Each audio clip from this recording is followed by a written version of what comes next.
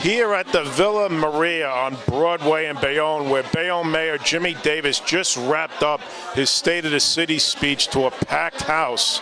He ticked off many of the accomplishments of his administration these last few years, but one important takeaway from tonight is his call to launch a new capital plan to build new schools in Bayonne, many of them over 100 years old.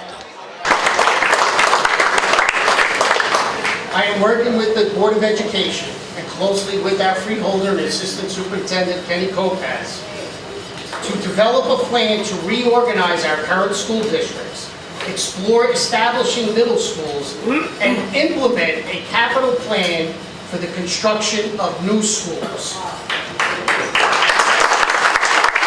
Can you tell our audience a little bit about what that might entail? Well, we've been working, and hopefully within the next couple weeks or the next month or so, we're going to announce some plans that we have, which will be very beneficial for the city of Bayonne. I just don't want to tip my hand on anything right now, but we are looking at a lot of different options. But the one option that is constant is that some of these schools need to be replaced. We have Room School, Bailey School that are well over 100 years old. And you know what? In order for the city to move forward, to work with education, and especially with the way the world is going now, with everything electronically and all of that, we need to give our children the best. And instead of just throwing money at old buildings, we need to start rethinking and start coming up with a long-term comprehensive plan that works for the city and works for the taxpayer. And you said something about the need to reorganize schools. Well, one of the subjects that we've been broaching is maybe coming up with 1, 2, or maybe 3 middle schools. So that would open up because right now some of the schools, especially with now pre-K being full day, that at some point we may need to have classroom space.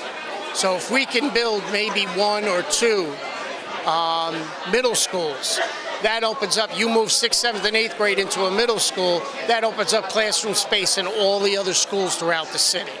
It becomes a much cheaper plan than trying to build brand new schools for everybody and trying to find each neighborhood that may need another school if that's what happens. We're looking 25, 30 years down the road. We're not just going to fix Bayonne for Bayonne today. We're fixing it so 25 years down the road that they're not stuck trying to figure out this plan.